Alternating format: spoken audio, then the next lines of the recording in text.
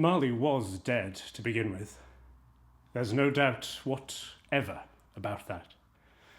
Scrooge knew he was dead, of course. You'll therefore permit me to repeat emphatically that Marley was dead. This must be distinctly understood, or nothing wonderful can come of the story I'm going to relate.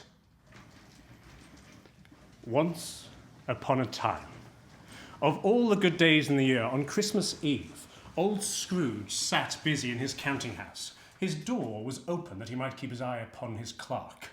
He had a very small fire, but his clerk's fire was so very much smaller that it looked like one coal, but he couldn't replenish it, for Scrooge kept the coal box in his own room, wherefore the clerk put on his white comforter, tried to warm himself at the candle, in which effort, not being a man of strong imagination,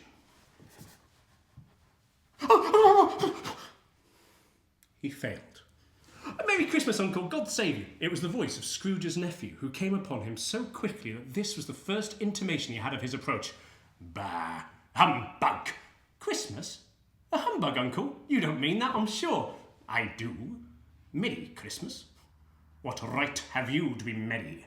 You're poor enough. Well, come then, what right have you to be dismal? You're rich enough. Bah! Humbug! Don't be cross, Uncle. What else can I be when I live in such a world of fools as this? Merry Christmas.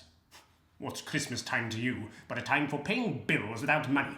A time for finding yourself a year older but not an hour richer. If I could work my will, every idiot who goes about with Merry Christmas on his lips should be boiled with his own pudding and buried with a stick of holly through his heart. Uncle, nephew!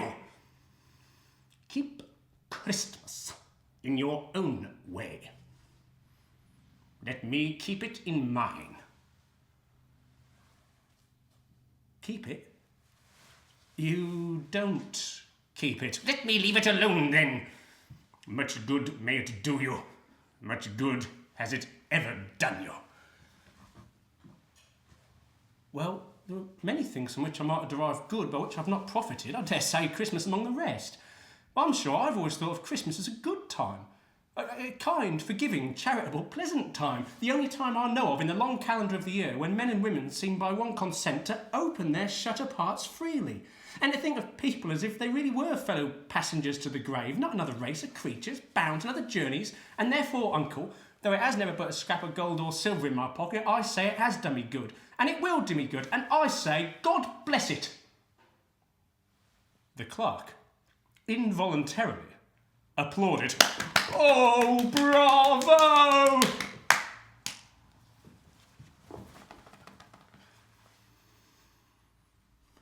Let me hear another sound from you, and you will keep your Christmas by losing your situation. You're quite a powerful speaker, sir. I wonder you don't go into Parliament. Don't be angry, Uncle. Come, dine with us tomorrow. Good afternoon. Why can't we be friends? Good afternoon. I'll keep my Christmas humour to the last. Merry Christmas, Uncle. Good afternoon. And a Happy New Year! Good afternoon! Letting Scrooge's nephew out, the clerk returned the greetings of the season cordially. Merry Christmas, Merry Christmas. And let two portly gentlemen in. Scrooge and Marley's, I believe. Have I the pleasure of addressing Mr. Scrooge or Mr. Marley?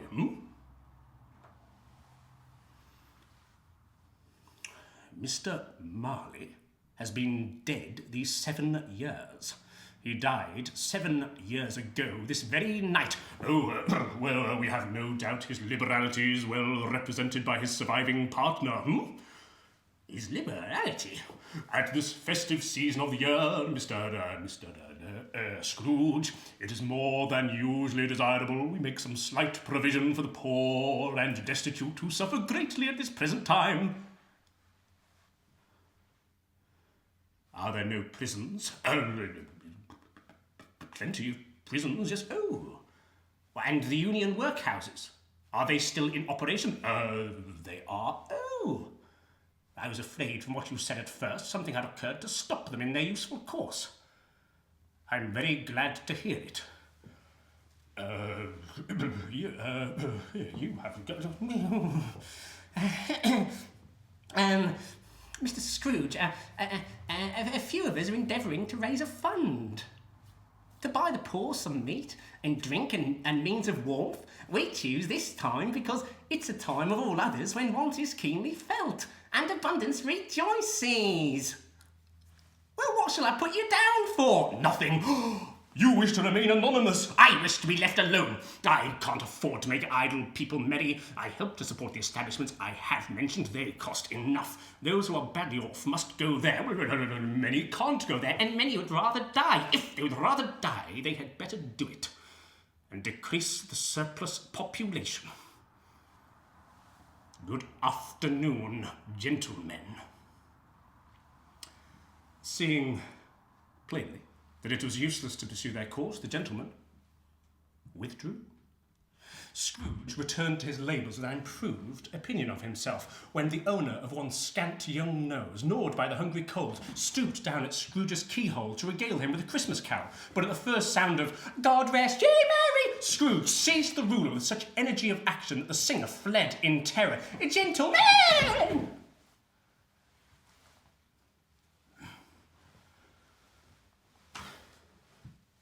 At last, the hour of shutting up the counting-house arrived. Scrooge dismounted from his stool and tacitly admitted the fact to his expectant clerk, who instantly snuffed his candle out, put on his hat.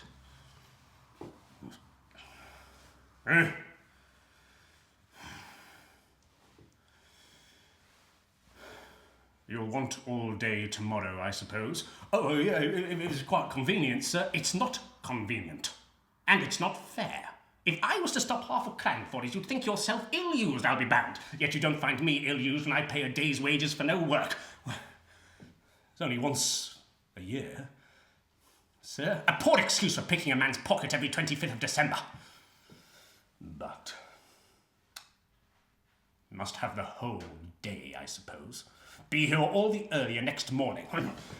Scrooge walked out with a growl and went home.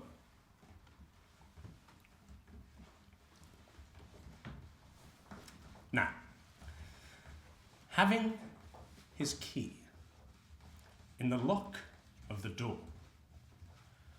Scrooge saw in the knocker, not a knocker, but Marley's face. Marley's face! It was not an impenetrable shadow as the other objects in the yard were, but had a dismal light about it like a bad lobster in a dark cellar. And as Scrooge looked fixedly at this phenomenon,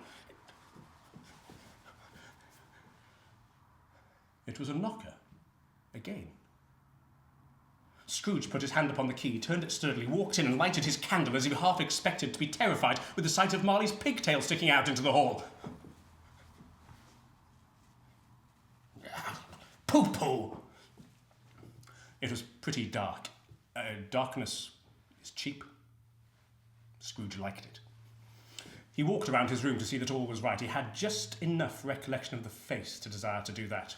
Nobody under the table, nobody under the sofa, a small fire in the grate, nobody under the bed, nobody in the closet,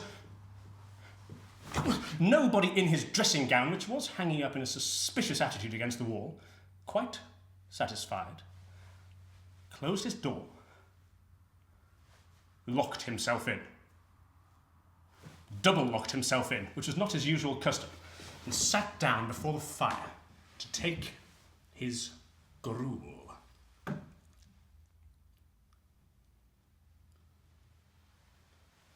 His glance happened to rest upon a bell. It was a disused bell that hung in the room, and as he looked, he saw it begin to swing. It swung so softly in the outset, it scarcely made a sound. But soon it rang out loudly, and so did every bell in the house. This might have lasted half a minute or a minute, but it seemed an hour. The bells ceased as they had begun. Together.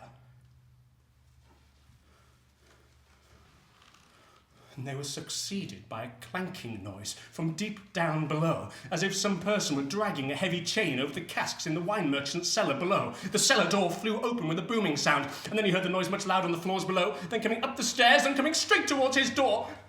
It's humbug still, I won't believe it. Without a pause, it passed through the heavy door before his very eyes. The same face, the very same. Marley.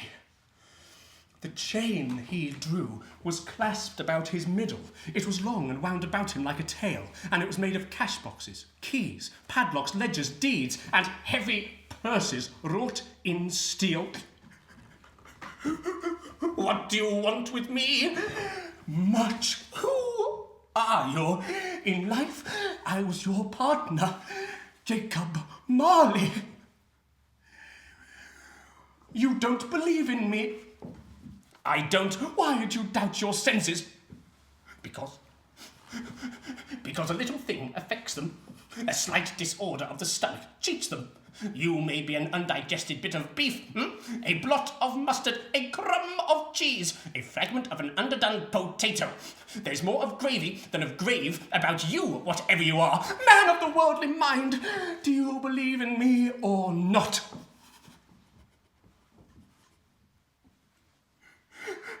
I do. I must. But why do spirits haunt the earth, and why do they come to me? It is required of every man. The spirit within him should walk abroad amongst his fellow men. If that spirit goes not forth in life, it is condemned to do so after death. Oh. You are fettered. Tell me why. I wear the chain I forged in life. I made it, link by link and yard by yard. I girded it of my own free will, and of my own free will I wore it. Would you know the weight and length of the strong coil you bear yourself? It was full as heavy and as strong as this 7 Christmas Eves ago. Jacob, old Jacob Marley, tell me more. Speak comfort to me, Jacob. I have none to give, nor can I tell you what I must. Hear me, my time is nearly gone. I came here tonight to warn you that you have yet a chance and hope of escaping my fate, Ebenezer. You will be haunted by 3 spirits. I think I'd rather not. Without their visit, you cannot hope to shun the path I tread. Expect the first when the bell tolls 1. Couldn't I take them all at once and have it over? For your own sake, remember what has passed between us. The spirit held up its hand, warning Scrooge to come no nearer, and floated out upon the bleak, dark night. Scrooge tried to say humbug, but stopped at the first syllable. And went straight to bed and fell asleep upon the instant.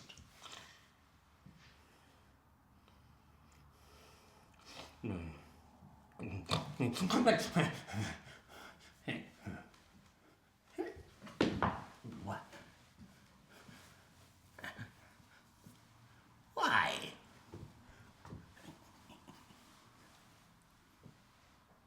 It isn't possible.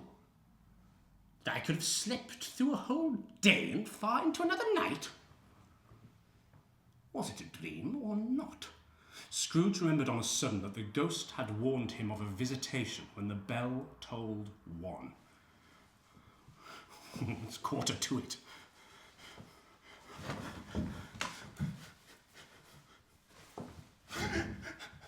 The hour itself. Light flashed up into the room, and the curtains of his bed were drawn aside by a hand, and Scrooge found himself face to face with the unearthly visitor who drew them, closer to it than I am now to you. It was a strange figure. Like a child, yet not so like a child as like an old man viewed through some supernatural medium which gave him the appearance of being diminished to a child's proportions. Its hair, which hung about its neck and down its back, was white, as if with age, and yet the face, it had not a wrinkle in it. From the crown of its head there sprung a bright, clear jet of light, which was doubtless the occasion of its using a great extinguisher for a cap, which now it held under its arm. Are you the spirit, sir, whose coming was foretold to me? I am. Who and what are you? I am the ghost of Christmas past. Of your past. And what business brought you here? Your reclamation. Take heed. Bear but a touch of my hand. There. They passed through the wall and stood upon an open country road with fields on either hand. The city had entirely vanished. The darkness and the mist had vanished with it, for it was a clear, cold winter day with snow upon the ground. Good heavens!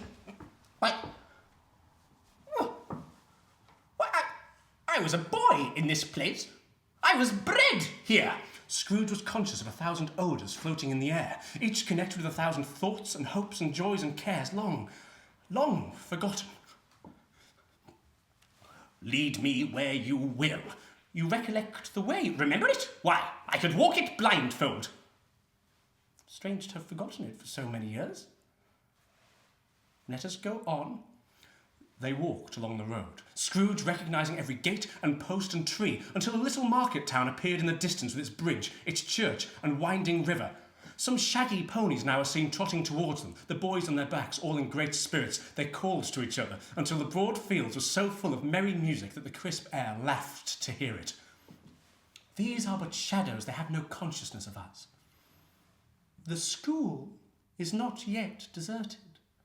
Solitary child, neglected by his friends, is left there still. I know it.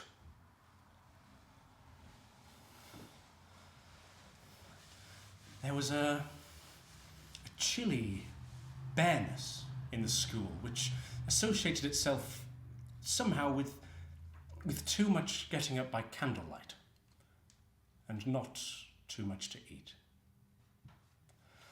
A lonely boy was reading near a feeble fire. Poor boy. I wish... but it's too late now. Oh, what's the matter? Nothing. Oh, something, I think. No, There was a boy singing a Christmas carol at my door last night. I should like to have given him something. That is all.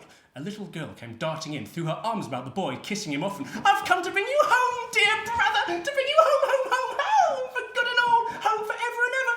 Oh, Father's so much kinder than he used to be. He sent me in a carriage to bring you, and we're to be together all the Christmas long and have the merriest time in all the world.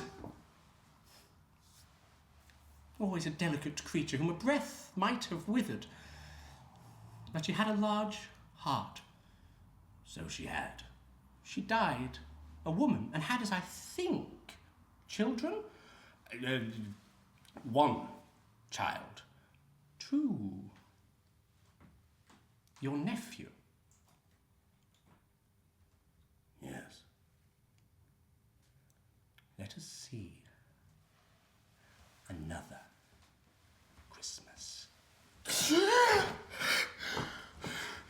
They were in the busy thoroughfares of a city, where shadowy carts and coaches battle for the way, and all the strife and tumult of a real city work. Do you recognise this place? Know it? What? Was I apprenticed here? An old gentleman in a Welsh wig appeared. What? It's Fezziwig. It's old Fezziwig, alive again! Old Fezziwig looked up at the clock, which pointed to the hour of 7. He rubbed his hands, adjusted his capacious waistcoat, and called out, Yo-ho there, Ebenezer, Dick! Scrooge's former self, now grown a young man, came briskly in, followed by his fellow apprentice. Dick Wilkins. To be sure, bless me, yes, there he is. He was very much attached to me, was Dick. Dear, dear Dick Wilkins. Yo-ho, my boys. No more work tonight. Christmas Eve, Dick. Christmas Ebenezer. Let's have lots of room here. Clear away, my lads.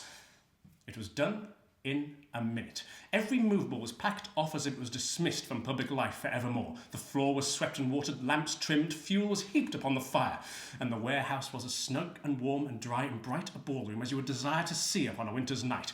In came a fiddler with a music book, went up to the lofty desk and made an orchestra of it, and tuned like 50 stomachaches.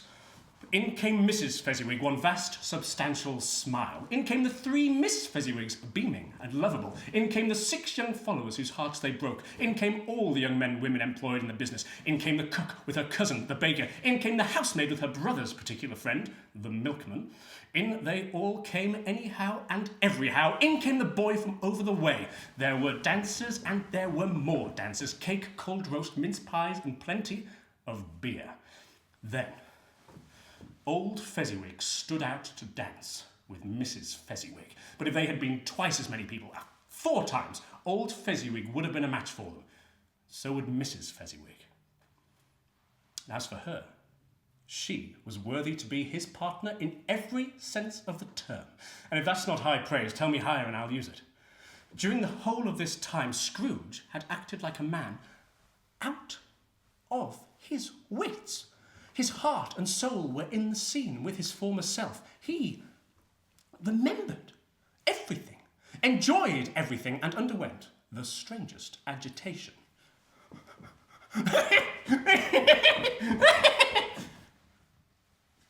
A small matter to make these silly folks so full of gratitude. Small? Why is it not? He spent but a few pounds. 3 or 4, perhaps. Is that so much that he deserves this praise? It isn't that. It isn't that, Spirit. He has the power to make us happy or unhappy, to make our service light or burdensome, a pleasure or a toil. The happiness he gives is quite as great as if it cost a fortune.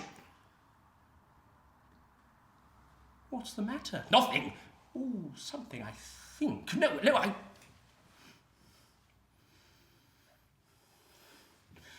I should like to say a word or two to my clerk just now. That is all. Let us see another Christmas.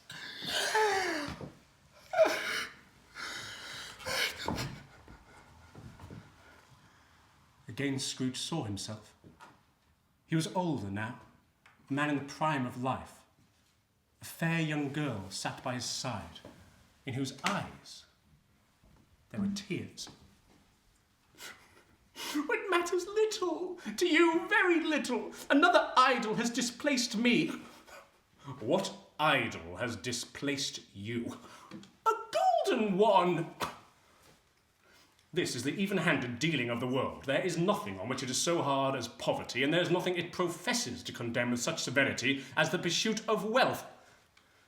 You fear the world too much. What then? Even if I have grown so much wiser, what then? I'm not changed towards you. Our contract was made when we were both poor and content to be so. And have I ever sought a release? In words? No, never. In what then? In a changed nature, in an altered spirit, in everything that made my love of any worth or value in your sight.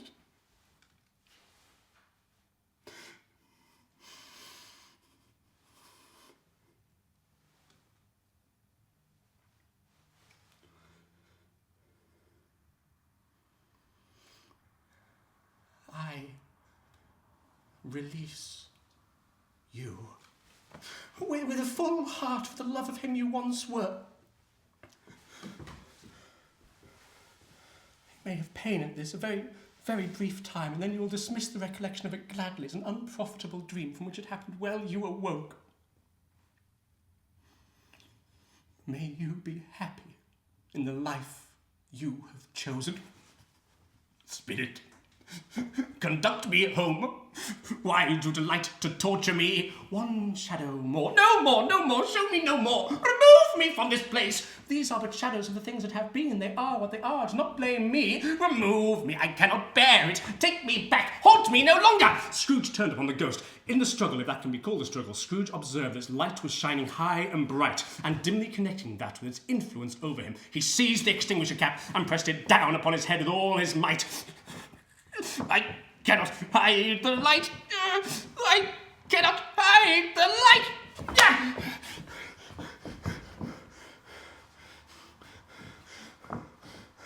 Scrooge barely had time to reel to bed before he sank into a heavy sleep.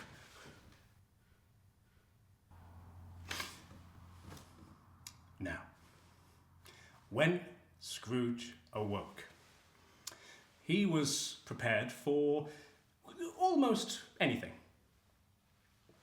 He was not, however, prepared for nothing, and consequently, when the clock struck 1, and no shape appeared, he was taken with a violent fit of trembling. 5 minutes. 10 minutes. A quarter of an hour went by, and yet nothing.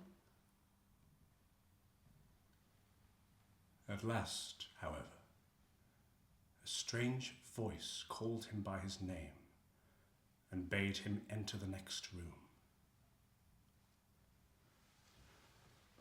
He obeyed. Come in, know me better, man. I am the ghost of Christmas present. Ooh, look upon me. It was clothed in a simple green robe bordered with white fur. This garment hung so loosely that its capacious breast was bare. Its feet, observable beneath the ample folds of the garment, were also bare. On the crown of its head it wore no other covering than a holly wreath set here and there as shining icicles. Its dark brown curls were long and free as its genial face, its sparkling eye, its joyful hand, and its joyful air. Girded round his middle was an antique scabbard, but no sword was in it, for the ancient sheath was eaten up with rust. You have never seen the like of me before.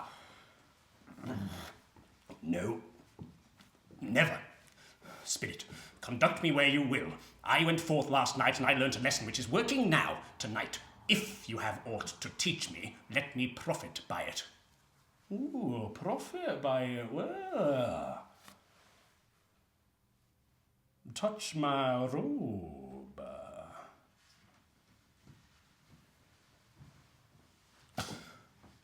All vanished instantly, and they stood upon the city streets on Christmas morning and went on, invisible as they had been before. Perhaps it was the good spirit's kind, generous, and hearty nature and his sympathy with all poor men that led him straight to Scrooge's clerks, and on the threshold of the door he smiled and stopped to bless Bob Cratchit's dwelling with the sprinkling of the incense from his torch.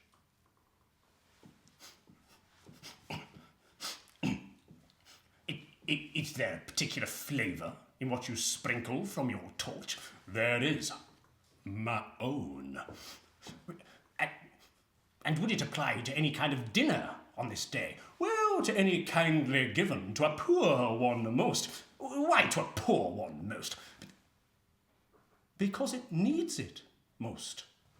Up rose Mrs. Cratchit, Bob Cratchit's wife, dressed out but poorly, and she laid the cloth, assisted by Miss Belinda Cratchit, second of her daughters, while Master Peter Cratchit plunged a fork into a sauce for potatoes, and now 2 young Cratchits came tearing in, screaming, "We smelt the goose! We smelt the goose!" Basking in luxurious thoughts of sage and onion, the young Cratchits danced about the table, and in came little Bob, the father, his threadbare clothes darned up and brushed to look seasonable, with Tiny Tim upon his shoulder. Alas for Tiny Tim. He bore a little crutch and had his limbs supported by an iron frame.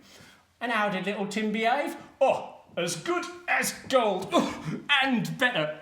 Somehow he gets thoughtful sitting by himself so much. He thinks the strangest things you ever heard. He told me, coming home, that he hoped the people saw him in the church because he was a cripple, and that it might be pleasant to them to remember on Christmas Day who made lame beggars walk and blind men see. Tiny Tim's active little crutch was heard upon the floor as he was escorted by his brother and his sister to his stool before the fire, while Master Peter went to fetch the goose, with which he soon returned in high procession. Such a bustle ensued, you might have thought a goose the rarest of all birds, a feathered phenomenon. And it was something very much like that in that house. Mrs. Cratchit made the gravy. Master Peter mashed the potatoes. Miss Belinda sweetened up the applesauce. Martha dusted the hot plates. Bob took Tiny Tim beside him in a tiny corner of the table. The two young Cratchits set chairs for everyone. At last, the dishes were set. Grace was said.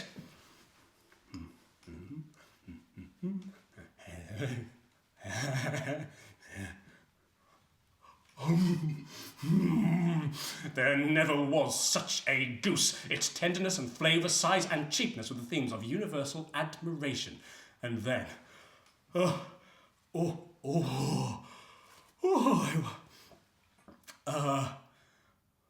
pudding?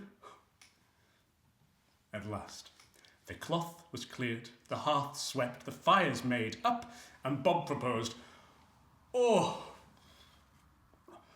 Merry Christmas to us all, my dears. God bless us. God bless us, every one, said Tiny Tim. He sat very close to his father's side upon his little stool. Bob held his withered little hand in his as if he loved the child, wanted to keep him by his side, and dreaded he might be taken from him.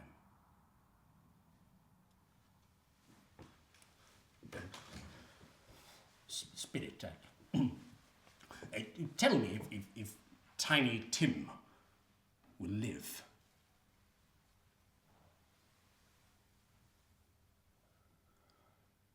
I see a vacant seat in the poor chimney corner, and a crutch without an owner, carefully preserved. No, kind spirit, say that he will be spared. If these shadows remain unaltered by the future, the child will die. But what then? If he be like to die, he had better do it, and decrease the surplus population. Scrooge trembled before the ghost, but looked up upon hearing his own name. To Mr. Scrooge! I'll give you Mr. Scrooge, the founder of the feast. The founder of the feast, indeed. I wish I had him here. Give him a piece of my mind to feast upon. I'd hope he'd have a good appetite for it. My dear, the children. It's Christmas Day. Well, I'll drink his health for your sake and the day's, but not for his. Long life to him. Merry Christmas and a Happy New Year. He'll be very merry and very happy, I have no doubt. The chestnuts went round and round, and they had a song from Tiny Tim, who had a plaintive little voice and sang very well indeed. But by this time it was getting dark, and Scrooge and the spirit walked along the street, past the brightness of roaring fires, till they came to another house, and entered. Well, he said Christmas was a humbug, as I live. He believed it too. It was Scrooge's nephew, enjoying Christmas. The more shame for him, Fred. Oh, he's a comical old fellow. No, that's the truth. He's not so pleasant as he might be. However, his offences carry their own punishment, and I have nothing to say against him. Oh, I'm sure he's very rich, Fred. At least you always tell me so. Well, what of that, my dear? His wealth's no good to him. He don't do no good with it. Don't make himself comfortable with it. He hasn't the satisfaction of thinking he's ever going to benefit us with it. I'm sorry for him. Couldn't be angry with him if I tried. Well, who suffers by his ill whims? Himself, always. I mean to give him the same chance every year, whether he likes it or not, for I pity him. He may rail at Christmas till he dies, but he can't help thinking better of it. I defy him if he finds me going there in good temper year after year and saying, Uncle Scrooge, how are you? Well, if only puts him in the vein to leave his poor clerk £50, that's something. I think I shook him yesterday. Now, Merry Christmas and a Happy New Year, the old man, whatever he is. He wouldn't take it from me, but may he have it nevertheless. Uncle Scrooge. The whole scene passed off in the breath of the last words spoken by his nephew, and Scrooge and the spirit were again upon their travels. Much they saw, far they went, many homes they visited, but always with a happy end. The spirit stood beside sick beds, and they were cheerful. On foreign lands they were close at home by struggling men, and they were patient in their greater hope. By poverty, and it was rich. In almshouse, hospital, and jail, in misery's every refuge, where vain man in his little brief authority had not made fast the door and barred the spirit out, he left his blessing and taught Scrooge his precepts.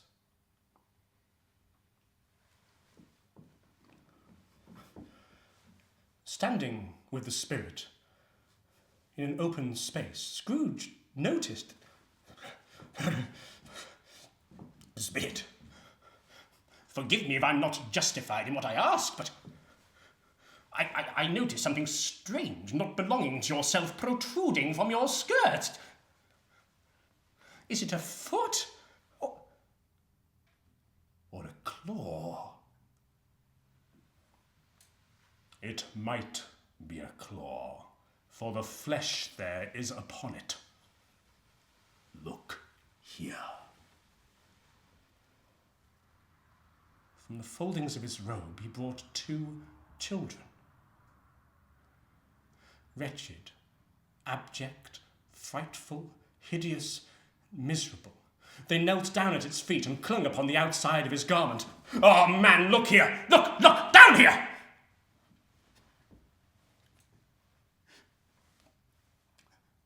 They were a boy and a girl. Yellow, meagre, ragged, scowling, wolfish, but prostrate too in their humility. Where graceful youth should have filled their features out, a stale and shriveled hand like that of age had pinched and twisted and pulled them into shreds. Where angels might have sat enthroned, devils lurked and glared out menacing. No change, no degradation, no perversion of humanity. Through all the mysteries of wonderful creation has monsters half so horrible and dread. Split. Are they yours? They are man's, and they cling to me. This boy is ignorance, this girl want. Beware them both and all of their degree, but most of all, beware this boy, for on his brow I see that written which is doom. Have they no refuge or resource? Are there no prisons? Are there no workhouses? The clock struck 12. Scrooge looked about him for a sign of the ghost, but saw it not. And as the last stroke ceased to vibrate, he remembered the prediction of old Jacob Marley, and lifting up his eyes, beheld a solemn phantom, draped and hooded, coming, like a mist along the ground, towards him.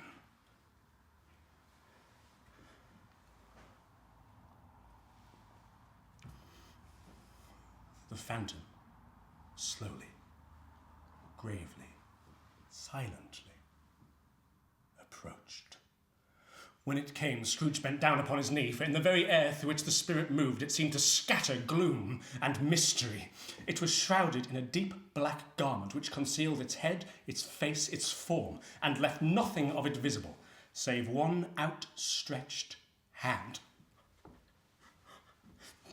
Am I in the presence of the ghost of Christmas yet to come? The spirit said nothing, but pointed onward with his hand. You are about to show me shadows of things that have not happened, but will happen. Is that not so, spirit? Lead on. Lead on, spirit. The night is waning fast. It is precious time to me, I know. Lead on, spirit. The city rather seemed to spring up about them. The spirit stood beside a little knot of businessmen and pointed. Oh, I don't know much about it either way. All I know is he's dead. When did he die? Oh, last night, I believe. Oh, I thought he'd never die. What has he done with his money? Oh, I haven't heard. Left it to his company, perhaps. He hasn't left it to me, that's all I know. It's likely to be a very cheap funeral. Upon my life, I can't think of anybody to go to it. Suppose we make up a party and volunteer. Don't mind going, if lunch is provided. Scrooge recognised the men and looked to the spirit for an explanation. The phantom glided on and went into an obscure part of town Scrooge had never penetrated before, although he recognised its situation and its bad repute. The ways were foul and narrow, the people half naked, drunken, slipshod and ugly. Far in this den of infamous resort, there was a low-browed, beetling little shop. Sitting among the wares was a grey-haired rascal. Scrooge and the Phantom came into the presence of this man as a woman carrying a heavy bundle slunk into the shop, threw her bundle on the floor, and sat down in a flaunting manner on a stool. "Open that bundle, old Joe, and let me know the value of it. Speak out plain."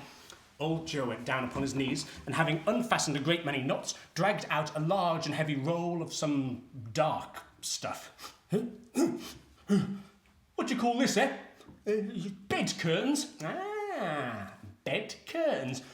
Oh, you don't mean to say you took 'em down, rings and all? What? Oh, with 'em lying there? Yes, I do. Why not? Every person has a right to take care of themselves. He always did." "Oh, yeah, that's true indeed. No man more so." "Well, who's the worse for the loss of a few things like these? Not a dead man, I suppose.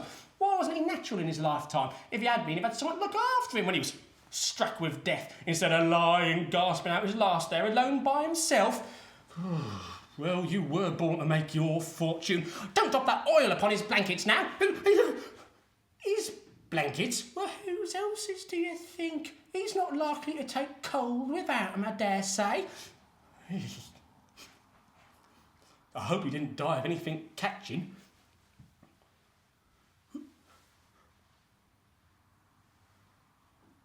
"His shirt? You may look through that shirt till your eyes ache, but you won't find a hole in it, nor a threadbare place. It's the best he had, and a fine one too. They'd have wasted that if it hadn't been for me." What do you call of wasting it?" "Well, putting it on him to be buried in, to be sure. Someone was fool enough to do it, but I took it off again." "Got sheets and towels and a little wearing apparel. Two silver teaspoons. They're a bit old-fashioned now. Pair of sugar tongs and a few boots." Old Joe produced a flannel bag with money in it. "He frightened everyone away from him who was alive to profit us when he was dead. Spirit, I see. The case of this unhappy man might be my own. My life tends that way now." "Merciful heaven! What is this?" The scene had changed, and now he almost touched a bed. A bare, uncurtained bed on which, beneath a ragged sheet, something lay covered up. Scrooge's eyes fell straight upon the bed, and on it, plundered and bereft, unwatched, unwept, uncared for, lay the body of this man. The cover was so carelessly adjusted that the slightest raising of it, the motion of a finger upon Scrooge's part, would have disclosed the face.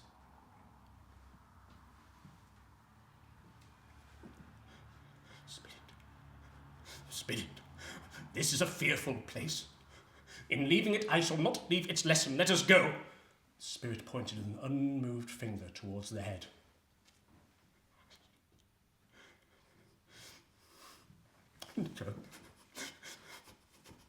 "No, I understand you, and I would do it if I could, but I have not the power, Spirit.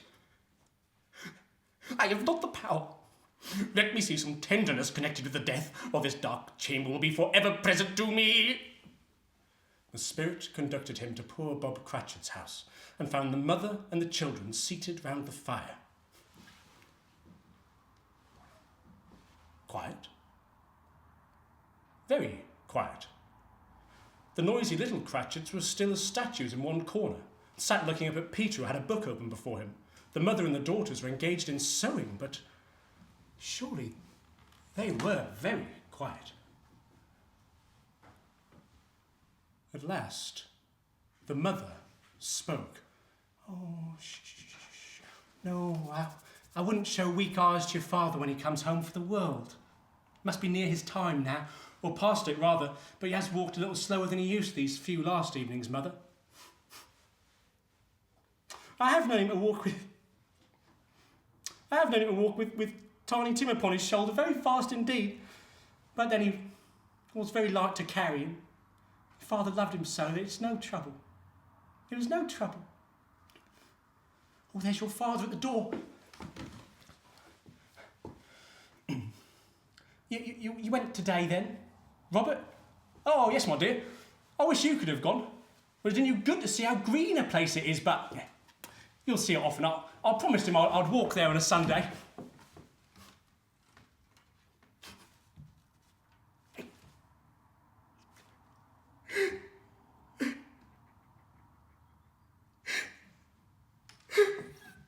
My little child.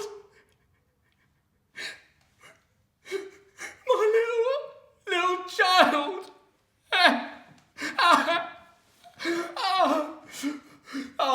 However, whenever we part from one another, my dears, I'm sure we shall none of us forget poor Tiny Tim, shall we? And I know, my dears, that when we recollect how patient and how mild he was, even though he was a little child, we shall none of us quarrel easily amongst ourselves and forget poor Tiny Tim in doing so. Spirit! Our parting moment is near at hand. I know it, but I know not how. Tell me what man that was whom we saw lying dead. Why did you point that way? The ghost conducted him to the iron gate of a churchyard, stood among the graves, and pointed down to one.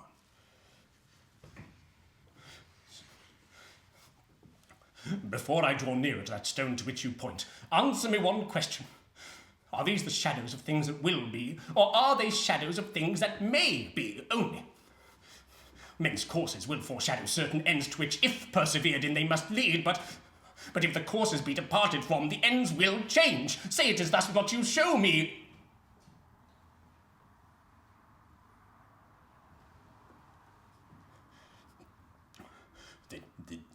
The neglected stone.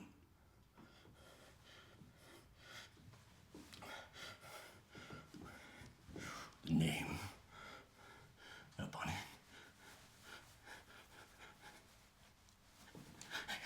Ebenezer Scrooge. Am I that man who lay upon the bed? No, spirit, hear me. I am not the man I was. I will not be the man I must have been but for this intercourse. Why show me this if I'm past all hope? Good spirit, your nature intercedes for me and pities me. Assure me that I yet may change these shadows you have shown me by an altered life. I will, on a Christmas in my heart, try to keep it all the year. I will live in the past, the present, and the future. The spirits of all three shall strive within me. I will not shut out the lessons that they teach. No! Tell me I may sponge away the writing on this stone. In his agony he caught the spectral hand. It sought to free itself, but he detained it. The spirit, stronger, repulsed him, and holding up his hands in a last prayer to have his fate reversed, Scrooge noticed an alteration in the phantom's hood and dress. It shrunk, collapsed, and dwindled down into a bedpost. Yes, a bedpost, and the bedpost was his own. The bed was his own, the room was his own. Best and happiest of all, the time before him was his own to make amends in. I will live in the past, the present, and the future. The spirits of all three shall strive within me. Oh, Jacob Marley, heaven at the Christmas time be praised for this. I say it on my knees, oh Jacob, on my knees. They are not torn down. The bed curtains, they are not torn down. They are here, rings and all. I am here. The shadows of the things that would have been may be dispelled. They will be. I know they will. I don't know what to do. I was happy as an angel. I was light as a feather. I was merry as a schoolboy. I was giddy as a drunken man. A A Merry Christmas to everybody! A Happy New Year to all the world! I don't know what day of the month it is. I don't know anything. I'm quite a baby. Hello there! Hello there! What's today? What's today, my fine fellow? Today? It's Christmas Day. Oh, it's Christmas Day. I haven't missed it. The spirits have done it all in one night. They can do anything they like. Of course they can. Of course they can. Hello, my fine fellow. Hello. Do you know the poulterers at the next street but one, at the corner? Yes. Do you know whether they have sold the prize turkey that was hanging up there? The big one. No, it's hanging up there now. Go and buy it. No, I'm in earnest. Go and buy it. Tell them to bring it here that I may give them the direction where to take it. Come back with the man. I'll give you a shilling. Come back with him in less than 5 minutes. I'll give you half a crown. Oh, I'll send it to Bob Cratchit's. He shan't know who sends it. It's twice the size of Tiny Tim. Scrooge dressed himself in all his best and at last got out into the street. He looked so irresistibly pleasant that 3 or 4 good-natured fellows said, "Oh, good morning to you, sir. Merry Christmas."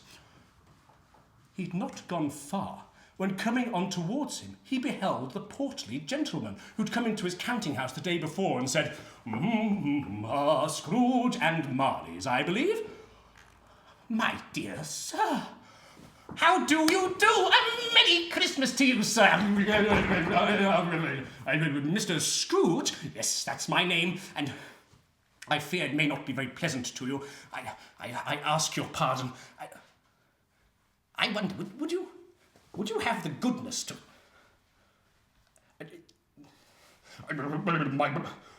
My dear sir, are you serious? Oh, yes, please, and not a farthing less. A great many back payments are included in it, I assure you. Would you do me that favour? I don't know what to say to such munificence. Oh, say nothing, please. I thank you 50 times. Bless you. In the afternoon, he turned his steps towards his nephew's house. He passed the door a dozen times before he had the courage to go up and knock. Oh, bless my soul. "Fred, I've come to dinner. Would you let me in, Fred?" Let him in? It's a mercy he didn't shake his arm off. Wonderful party, wonderful games, wonderful food, wonderful happiness. But he was early in the office next morning. Oh, he was early there. If he could only catch Bob Cratchit coming late. And he did it. The clock struck 9, no Bob. 1/4 past, no Bob. He was full 18 minutes and a half behind his time. His hat was off before he opened the door. His comforter too. He was on his stool in a jiffy, driving away with his pen as if he was trying to overtake 9 o'clock. "Hello? And what do you mean by coming here at this time of day?" "Oh, I'm sorry, sir. I am behind me time." "You are? Oh, yes, I think you are. Step this way, if you please." "Oh, I'm sorry, sir. I was making rather merry yesterday, sir. It's only once a year, sir." "Now, I'll tell you what, my friend. I'm not going to stand for this sort of thing any longer. And therefore,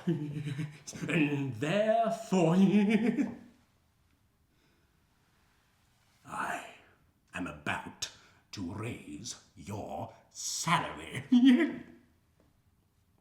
Yeah?